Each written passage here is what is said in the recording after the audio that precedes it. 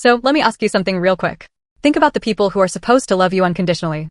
Your mom, your dad, your siblings, your aunts, uncles, cousins, the people who showed up to every birthday, every Christmas, every Sunday dinner. The people who hugged you when you cried, who told you that no matter what happened in this world, you would always have them. Now imagine, just for a second, that every single one of those people, every last one of them, had been sitting in a group chat together. A group chat that had been active for over 6 years. A group chat with hundreds, and I mean hundreds, of messages. And your name was in almost every single one of them. Okay, so let me back all the way up because none of this makes any sense without the context, and trust me, by the time I finish telling you this entire thing, your jaw is going to be on the floor. Because mine was. Mine was on the floor, and then it was through the floor, and then it was somewhere underground, because each time I thought I had hit the bottom of this thing, there was another level waiting for me. My name is Sarah. I'm 28 years old. I grew up in a pretty normal house in a pretty normal suburb in the Midwest. Nothing extraordinary about my childhood on the surface. We weren't rich, but we weren't struggling. We had a nice house with a backyard. My dad coached my brother's little league team. My mom made lasagna every Sunday. We went to church on holidays.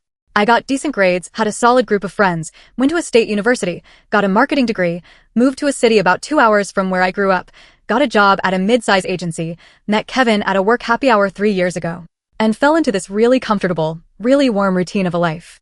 I want you to picture that. Picture the most ordinary, functional, loving family you can imagine. Because that is exactly what I believed I had. And that image, that picture I had painted in my mind over 28 years, that is what made all of this so completely and utterly devastating. It started on a Tuesday. Not a dramatic Tuesday. Not a Tuesday with any particular significance. Just a completely normal Tuesday in October where I came home from work tired, heated up some leftover pasta, and sat on my couch scrolling through my phone. Kevin was at his place that night. He had an early morning meeting and said he'd just stay home. Nothing unusual. That was normal for us. We didn't live together yet, but we spent most nights at one place or the other. So I'm sitting there on my couch, mindlessly going through my phone, and I get a text from my brother Daniel. Daniel is 32, 4 years older than me, and we have always been close. Like, genuinely close. He was the big brother who scared off the boys who were mean to me in middle school. He was the one who drove 2 hours to help me move into my first apartment. When I think about the people I trust in this world, Daniel has always been near the very top of that list. The text from Daniel just said, "Hey, you doing okay? Haven't heard from you in a bit." Which was a little odd because we had literally talked on the phone 3 days before. But I didn't think much of it. I just texted back, "Yeah, all good. Just tired." "Why?" And he said, "No reason. Just checking." And I said okay and thought nothing of it. But then my phone buzzed again. And this time it wasn't from Daniel. It was from a number I didn't recognize. And the text said, "Word for word, you need to call me. I know everything about your family and I think you deserve to know too. My name is Jessica. Do not tell anyone I reached out." Now, okay, most people would probably think that's spam. A weird scam. Some random person trying to stir up drama. And for about 30 seconds I thought exactly that. I almost deleted it. I had my thumb hovering over the delete button. But something, and I genuinely cannot explain what, something made me stop. There was something about the way it was worded. "I know everything about your family." Not, "I have information." Not, "You've won a prize." It was personal. It was specific. And for some reason that I cannot logically explain, it made my stomach drop. So I did something that even I think was a little crazy. I called the number. Jessica picked up on the second ring. And the first thing she said before I even introduced myself was, "Sarah. Thank you for calling. I'm sorry for reaching out this way. I didn't know how else to do it." And her voice was calm. Not creepy calm, not threatening, but the kind of calm that people have when they've been rehearsing something for a long time. Like she had been waiting for this call. I asked her who she was. She said she was 26 years old. She said she lived in a town about 40 minutes from where I grew up. And then she said, very slowly and very carefully, "Sarah, I think we have the same biological father." I didn't say anything for probably a full 10 seconds. I remember I looked down at my pasta. I have no idea why I looked at my pasta. I think my brain just needed somewhere neutral to focus. And then I said, "I'm sorry, what?" And she said it again. She said she believed we shared a biological father. She said she had done a DNA test a few months ago through one of those ancestry websites and that my name had come up as a close relative match. A half-sibling match. And she said when she looked into it more, she found some things that didn't add up. And she had reached out because she believed I had a right to know. I want to pause here for a second and just tell you what was going through my head at that exact moment. Because it wasn't even really panic yet. It was more like static. Like when a TV loses signal and all you get is noise. Because the rational part of my brain was going, okay, DNA tests make mistakes. This is probably a mistake. Your dad is your dad. You look like your dad. You have your dad's nose. This is fine. But there was this other part of my brain, this quiet, almost whisper level part, that was not fine at all. That was going very, very still in a way that scared me. I asked Jessica what she meant when she said things didn't add up. And she said, I've been in contact with your family, Sarah. Not directly.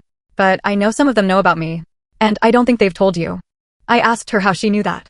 She said, because I sent a letter to your mother's address 4 months ago. And 3 days after I sent it, I got a phone call from a woman who said she was your Aunt Renee. And she told me to stop looking into this. She told me to leave it alone. She told me it would only cause pain. And she made it very clear that your mother already knew about me and had chosen not to tell you. And she begged me, not to contact you. I don't remember standing up, but apparently I did because I found myself in my kitchen, standing at the counter, with no memory of walking there. My heart was doing something strange. Not pounding. More like it was very slowly squeezing. And I asked Jessica why she was telling me now if she had promised not to. And she said, very quietly, because I didn't promise. I just listened to her. And I went home and I thought about it for 4 months. And I just kept thinking, if it was me, if someone knew something about my family that fundamentally changed who I thought I was, I would want to know. I would want someone to tell me. We talked for another hour that night. Jessica told me everything she knew. She told me that her mother had had a relationship with a man named Robert Calloway when she was in her mid-20s. A brief relationship, she said. Maybe 6 months. And when her mother found out she was pregnant, Robert had ended things. He had been, in Jessica's words, not very present in her life. He had paid child support, consistently, apparently, but there had been very little actual contact. Jessica had grown up with her mother's last name. She had known his name, but not much else. And it was only when she did the DNA test as a kind of casual curiosity that she found the match to me. And it was only when she started looking into it that things started getting complicated. Because Robert Calloway, she told me, was not just some random guy. Robert Calloway was a man who had, in the years since these relationships, become extremely successful. He had built a construction and real estate company from the ground up over about 20 years, and it had become, and this is me putting together the pieces from everything she was telling me, it had become worth a very significant amount of money. We're talking generational wealth. Multi-generational wealth. The kind of money that changes not just your life, but the lives of everyone around you. And Robert Calloway, Jessica told me, had no other children. No wife. No other family that anyone knew of. Just the two of us. 2 daughters he had never publicly acknowledged. I sat with all of that information for a long time after I hung up the phone with Jessica. I just sat there on my couch in the dark. I hadn't even turned a light on. It had gotten dark while we were talking, and I sat there, and I tried to process it. And I think the first emotion I felt was not anger. I know that might be surprising. I think the first emotion was actually just grief. This deep, hollow grief for the version of my life I had believed in. For my dad, the man who had raised me, who had coached my brother's Little League team, who had driven me to college move-in day and cried in the parking lot when he said goodbye. Was he not my dad? Had he known? Had he not known? Was everything about my family just a carefully constructed story that I had never once questioned? I didn't sleep that night. Not even close. I lay in bed and I stared at the ceiling and I went over every memory I had of my childhood looking for cracks. Looking for the moments that should have told me something. And the terrifying thing, the thing that really got to me, was that I couldn't find them. Everything looked normal in my memory. Everything felt real. Either I had been completely blind, or these people were extraordinary at keeping secrets. And I genuinely did not know which was worse. The next morning I did something that I'm still not sure was smart, but that I cannot imagine not having done.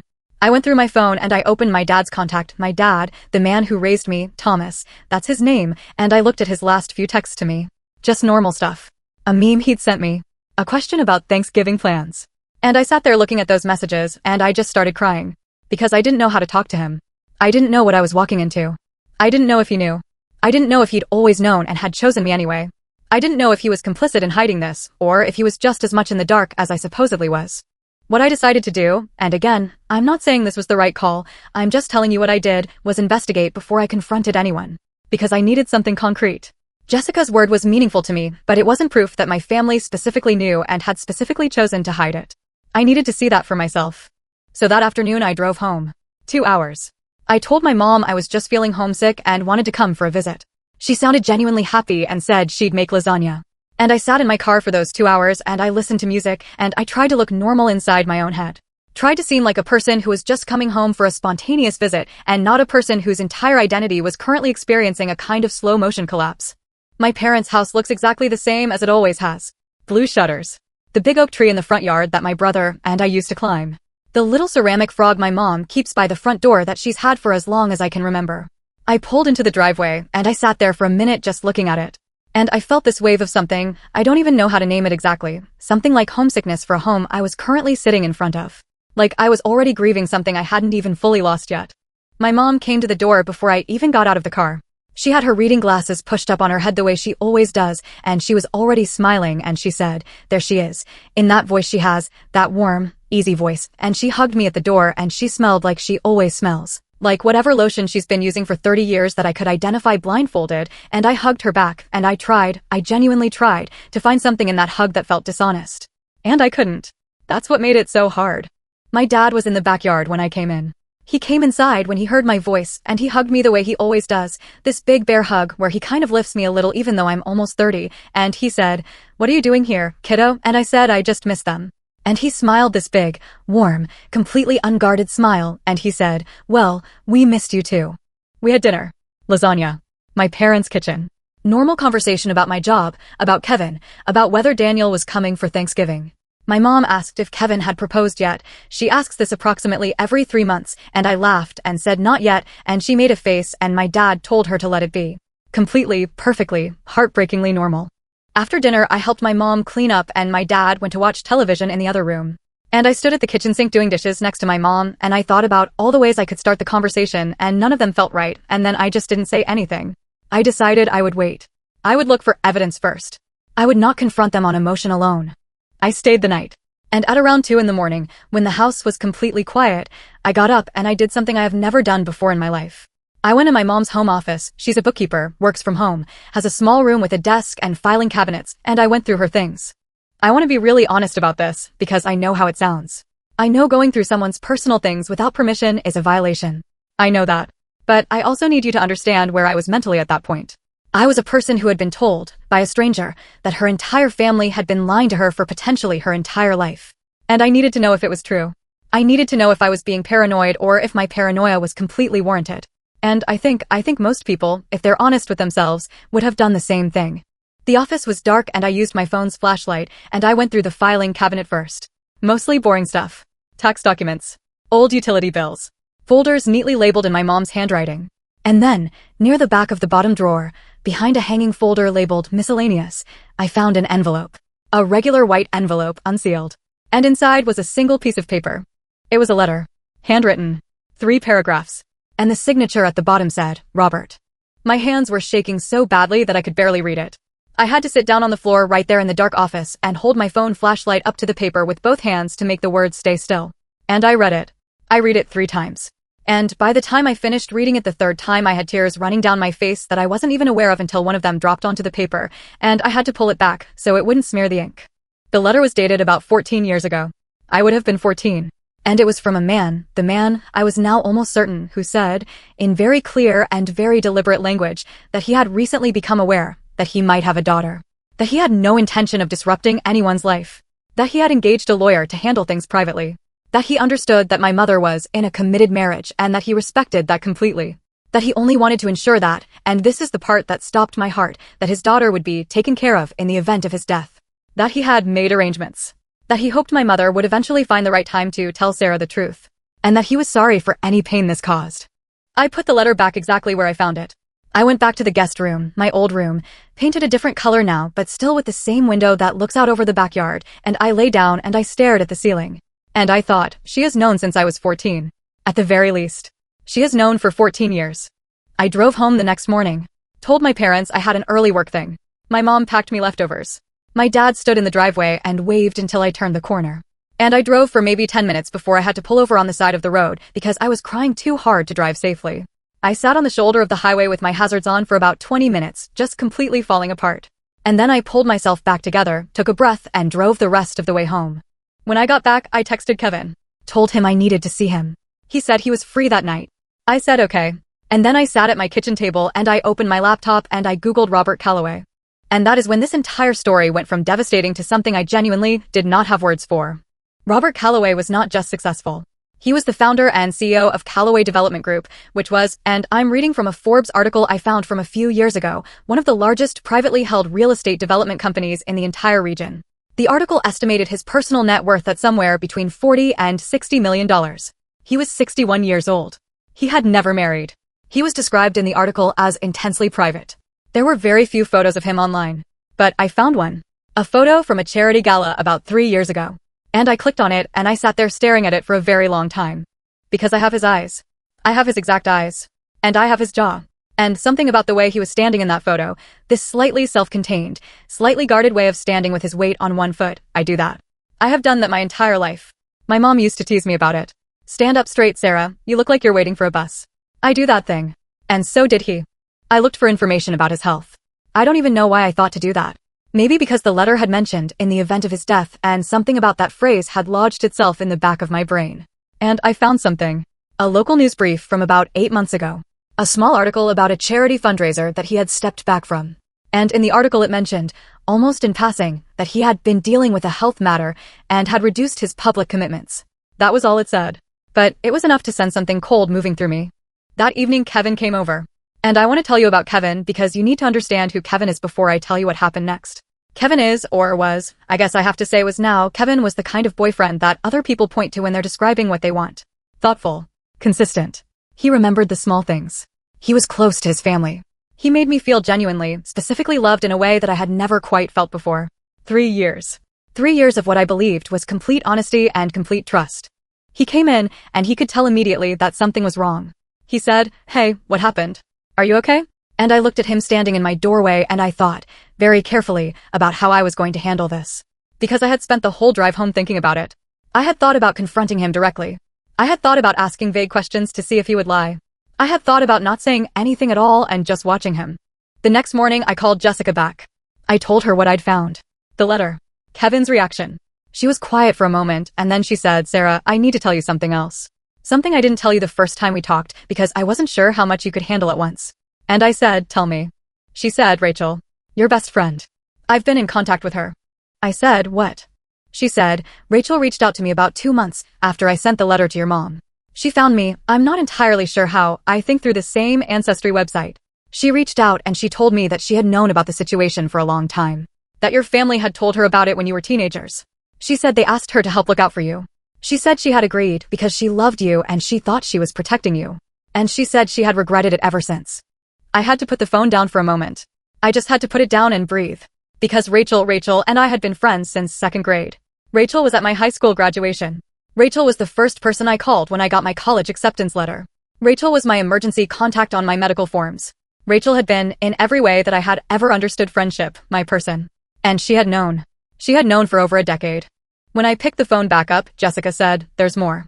And I said, almost on autopilot, "Of course there is." She said, "I did some more research after we talked. On Robert. On our father."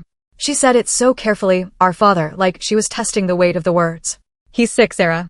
I found some medical records. I don't want to go into detail about how, but it's serious." And I reached out to his lawyer. Just to introduce myself. And the lawyer told me something. A pause. He told me that Robert has known about both of us for years. He told me that Robert has been watching over us from a distance. And he told me that Robert updated his will about 18 months ago. I waited. He left everything to us, Sarah. To both of us equally. Half to me and half to you. And there it was. That was the reason. That was the thing at the center of all of this. That was why my Aunt Renee had called Jessica and told her to go away. That was why my mom had never said a word in 14 years. That was why there was a group chat called Keep Sarah in the Dark with 8 people in it who loved me. Because somewhere out there, a man I had never met had quietly, privately, made his 2 unacknowledged daughters the heirs to somewhere between $40 and $60 million. And my family had known. And they had been terrified of what knowing it might do. To me. To us. To them. To the image of the family we had all agreed to believe in. I don't want you to think I figured all of this out perfectly in a clean, linear way. I want you to understand that what I just described to you, putting those pieces together, happened over about a week and a half of barely sleeping, barely eating, going to work and sitting at my desk and staring at my screen and not absorbing a single thing. I was functioning on the outside and completely disintegrating on the inside. And the whole time I was talking to Jessica every day, sometimes twice a day, building this picture together. This woman who was technically a stranger, but who was the only person on earth who knew exactly what I was going through because she was going through it at the same time. And somewhere in the middle of that week and a half, I called Rachel. I didn't tell her what I knew. I just called her and said I was struggling a little and could we get coffee? And she said yes immediately. She said of course. She said name the time and place. And I picked a coffee shop about halfway between our respective cities, and I drove there on a Saturday morning, and I got there first, and I sat in a corner booth, and I watched her walk in the door. She looked the same as she always looked. Rachel has this way of walking into a room, comfortable and easy and already smiling, and she walked in, and she saw me, and her face lit up the way it always did, and she slid into the booth across from me, and she said, "Okay, what's going on?" Talk to me. And I looked at her. I looked at her face. This face I had known for over 20 years. And I said, Rachel, I know about the group chat. The transformation in her face was unlike anything I have ever seen. It wasn't just surprise. It wasn't just fear. It was this total, complete, shattering kind of exposure, like watching every layer of a carefully maintained surface crack and fall away simultaneously. And she opened her mouth and closed it and opened it again. And she said, in barely a whisper, how? And I told her. I told her about Jessica calling me. About the letter I found. About the DNA results. About Kevin's face when I said her name. All of it. I laid it out on the table between us like cards. And as I talked, Rachel started crying. Not dramatic crying. Just quiet, slow tears that she didn't try to wipe away or stop. And when I finished, she put her hands flat on the table in front of her and she said, Sarah, I am so sorry. I have wanted to tell you so many times. You have no idea how many times I came close. But your mom, when they told me, when they explained what was at stake and how fragile everything was, I was 16. I was a 16-year-old girl and your family sat me down and told me this enormous secret and asked me to help protect you and it felt like the right thing to do and then I got older and I realized it wasn't but by then I was in too deep. I was already in the chat. I already knew everything. And every year that went by made it worse because every year meant more time that you'd been kept in the dark and the thought of being the one who told you of what your face would do, I couldn't. I know that's not a good enough reason. I know it isn't. But I need you to know that I love you. That every single thing about our friendship has been real. I sat with that for a long time. I didn't respond right away. I looked out the window of the coffee shop at the parking lot and the gray October sky, and I just sat with it. And then I asked her one question. I asked her if Kevin knew everything or just some of it. And she closed her eyes for a moment, and then she said, everything. He found out about a year into your relationship. Your mom ran into him somewhere, at a work thing your mom was at, I think, and she liked him, and she wanted to trust him, and she had a weak moment, and she told him. And she panicked afterward and called everyone and added him to the chat. I'm sorry. I'm so sorry. A year into our relationship. Kevin had known for 2 years. 2 years of I love you and weekend trips and falling asleep on the couch together and building a life together. 2 years of knowing, every single day, that there was a foundational truth about me that he was withholding. 2 years. I left the coffee shop after about another half hour.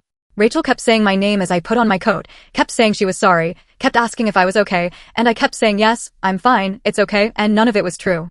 I got to my car and I sat there and I thought about Kevin. And I thought about my mom. And I thought about my dad, Thomas, the man who raised me, who I still did not know had a definitive role in any of this, whose position in this story I still had not fully mapped. And I thought about Nana, my grandmother, who I have loved completely and without reservation my entire life. And I thought about the fact that all of these people, when they were together, called themselves a group chat titled, Keep Sarah in the Dark. And I thought, they didn't do this to be cruel. I genuinely believe that. I do not think any of them woke up in the morning and thought, how do I hurt Sarah today? I think they were scared. I think they were protecting something, maybe me, maybe themselves, probably both. But the road to where I was sitting in that parking lot was paved with all of those small, scared, self-protective decisions they made over and over again for years and years and years. And the person who paid the price for every single one of those decisions was me. I confronted my mom first. I called her that evening. I didn't go in person because I knew if I was looking at her face I might lose my nerve. I called her and I said, Mom, I need you to be honest with me about something and I need you to not pretend you don't know what I'm talking about. And she said, in this very careful, very quiet voice, okay? And I said, who is Robert Calloway? The silence lasted about 4 seconds. For seconds that felt like 4 years. And then my mom said, in a voice I have never heard from her before, small and broken in a way that had no performance in it at all, she said, oh honey. And she told me all of it in her own words, for the first time. She told me that she and Robert had a very brief relationship before she met my dad. That she had been 23. That it had been casual and had ended before she even knew she was pregnant. That by the time she realized she was pregnant, she was already dating Thomas, and everything had happened very fast. That she was afraid to tell Robert. That Thomas had known from the beginning, had known she was pregnant, and had not known for certain if the baby was his, and that he had said, with complete and full conviction, she is mine. That is our daughter. I don't need a test, and I don't want one. That Thomas had loved me with complete intention from the very first moment, and had never once made me feel like anything less than his. That the decision to keep it from me had been made out of love, out of fear that knowing would take something away from me rather than give me something, out of fear that I would look at my dad differently, out of fear that meeting Robert would change the family they had built. That when Robert's letter had come she had panicked and shown it to Thomas, and they had agreed to keep it. That when Jessica's letter had come it had felt like the whole structure was starting to shake, and she had called Renee, and the whole circle had widened, and before she knew it 8 people knew and the group chat existed, and it had just become this thing that she kept telling. Herself she would resolve but never did. And she was crying through most of it. And I was not. I had run out of tears sometime in the past week, and what I had left was just this deep, still quiet. When she finished, I said, "Mom, I need to ask you something, and I need the real answer." And she said, "Anything." And I said, "Was any of it, did any part of keeping this from me have to do with money? With what he might leave me?" And the silence this time was different. It was the silence of someone making a decision. And then she said, "Not for me. I want you to believe that. But I think for some of the others, I think the money made them more afraid. Made the stakes feel higher. Made them more convinced it needed to stay buried." And I thought about Renee calling Jessica. About the group chat. About Kevin, who had no blood stake in any of this, but had still chosen to protect the secret. And I thought about how money changes people. How the possibility of it changes them. How the threat of disruption to a normal, comfortable, ordinary life can make people do things they would otherwise never do. I asked my mom about my dad, Thomas, and she confirmed that he had known since before I was born and had chosen to be my father completely and unconditionally, and had been nothing but that his entire life. And that, weirdly, was the thing that finally made me cry again. Not anything about Robert. Not the money or the secret or the betrayal. It was the image of Thomas, 20-something years ago, looking at a situation that could have broken him and choosing instead to show up fully. And then spending the next 28 years being exactly the dad I believed him to be. That was what broke me. That Thomas was real. The conversation with Kevin was different. There was no crying in that one. I met him at his apartment and I sat across from him at his kitchen table and I laid out everything I knew and I watched him go pale and then watch him try to explain. And his explanation was, it was not monstrous. I want to be clear about that. It was not the explanation of a bad person. It was the explanation of a person who had been put in an impossible position and had made a cowardly choice and had then made that cowardly choice every day for 2 years and had convinced himself it was okay because he loved me and therefore the secret was in service of our relationship.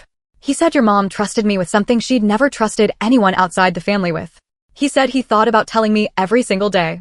He said he was going to tell me. He kept setting deadlines for himself and then those deadlines would pass and he'd set a new one. He said he was sorry in the way that people say sorry when they know that sorry doesn't come close to touching what needs to be addressed. I left without much more than that. There wasn't much to say. Some betrayals don't require a dramatic confrontation.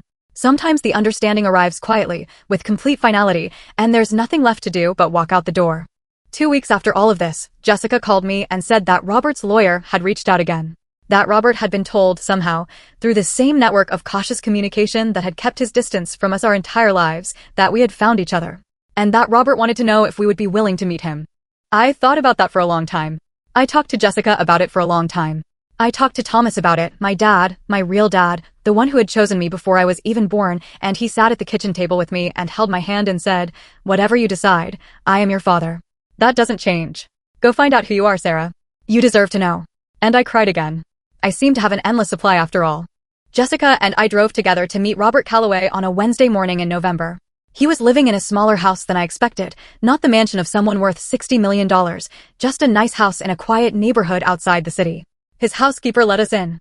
He was in a sitting room off the main hallway, in an armchair, and he was thinner than the photos I had found. He had clearly been sick for a while. And when we walked in, he looked at both of us, and something moved across his face that I don't have a word for.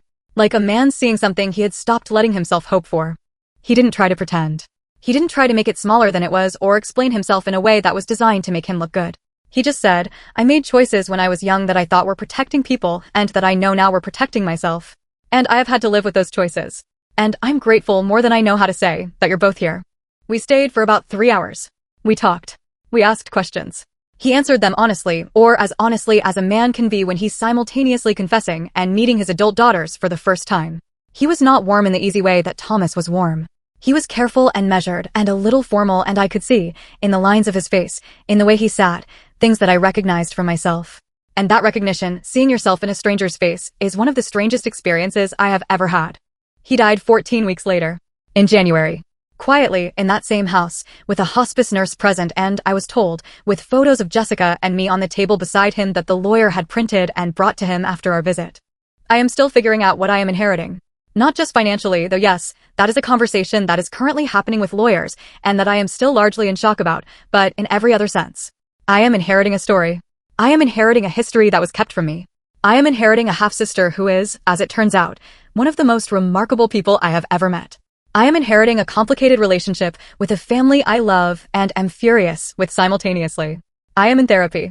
I am slowly reconstructing my relationship with my parents, both of them, and with Daniel, who I found out was added to the chat when he was 22 and had told my mom at the time that he thought it was wrong and had been voted down and had stayed anyway because he didn't know what else to do. I have not reconstructed my relationship with Kevin. I have not reconstructed my relationship with Rachel, not yet, though she has reached out many times and I believe, eventually, I will find my way back to that friendship because 20 years is not nothing and people are complicated and I am trying slowly to hold both of those things at once. What I know is this. I know that the people who loved me made choices out of fear that cost me something I cannot get back, which is the simple, uncomplicated experience of growing up knowing who I was. I know that the person who was most purely good in the story is a man named Thomas who drove me to college move-in day and cried in the parking lot and who has never for 1 second made me feel like anything less than completely, specifically, intentionally his daughter. I know that secrets always, always, always find their way out. Not always dramatically. Not always all at once. Sometimes they come in a text from a stranger on a Tuesday night when you're eating leftover pasta on your couch. Sometimes they come quietly. But they come. And I know that I have a sister. A 26-year-old woman named Jessica who I met 2 months ago and who already feels, in some completely inexplicable and completely real way, like someone I have always known. And that, whatever else I am feeling, whatever grief and anger and disorientation I am still working through, that part one I'm not sad about. Not even a little.